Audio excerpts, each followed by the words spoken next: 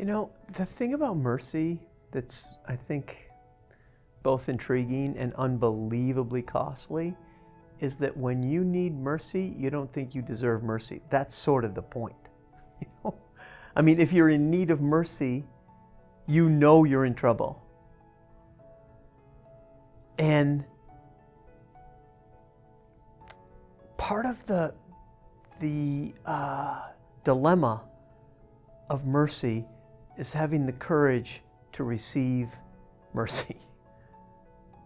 And there's a woman, Rachel Naomi Raymond, and she says, if you can't touch me, you can't heal me. And if you can't be touched, you can't be healed. If you can't touch me, you can't heal me. And if you can't be touched, you can't be healed. Comes from a very beautiful, poignant story in her life. And it reminds me of the end of the movie Ordinary People. I'm dating myself, but if you haven't seen the movie Ordinary People, oh man, it's so beautiful. But the storyline is there's a couple, they live in very hoity-toity part of the Chicago suburbs, and they have 2 kids, beautiful family, beautiful house, beautiful dog, beautiful car, so you follow my logic, I mean, everything's beautiful.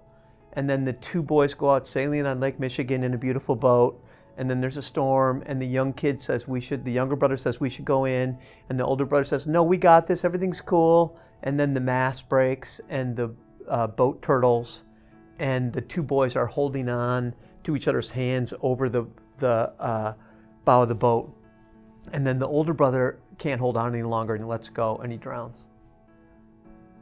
And then this beautiful family is thrown into just complete and utter havoc. And the younger son ends up with this, one of the only really healthy therapists I've seen portrayed in film is this therapist in Ordinary People. And he starts to work with the young boy. And then the dad sees the boy starting to heal, so the dad talks to the therapist. And then at the very end of the movie, the dad and the son have risked hosting the mercy of God. God sort of saying to them, I know how unimaginably painful this must be to lose your brother, to lose your son. And as Ed Shea defines compassion, is that compassion is someone's willingness to enter into your chaos with you.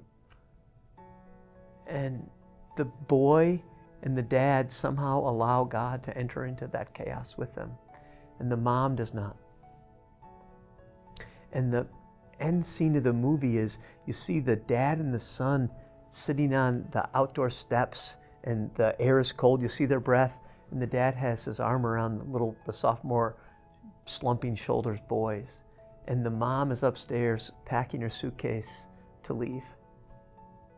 It's one of the saddest scenes I've ever seen in a movie, is that Mary Tyler Moore, who's the actress in this case, is unwilling to be the recipient of mercy. And she says, can't do it. Can't host mercy. And then she drives away in a taxi cab, like to her mother's house, Oh, man.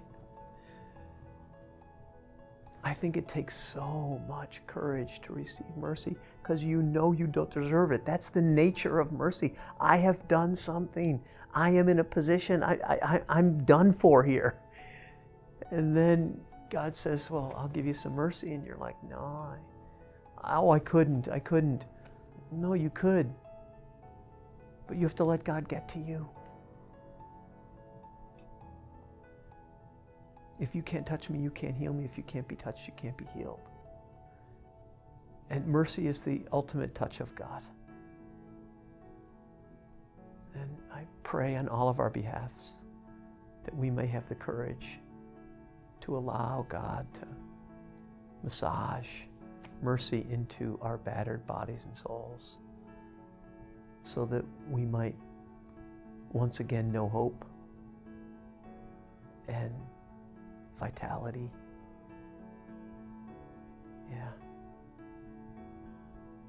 So with all of our sore feet and aching shoulders on this pilgrimage, let's keep walking together and trust that the God of mercy, who knows all about aching feet, shoulders that are burdened, that God is walking with us, eager over a fire tonight to lavish us with mercy and a foot massage,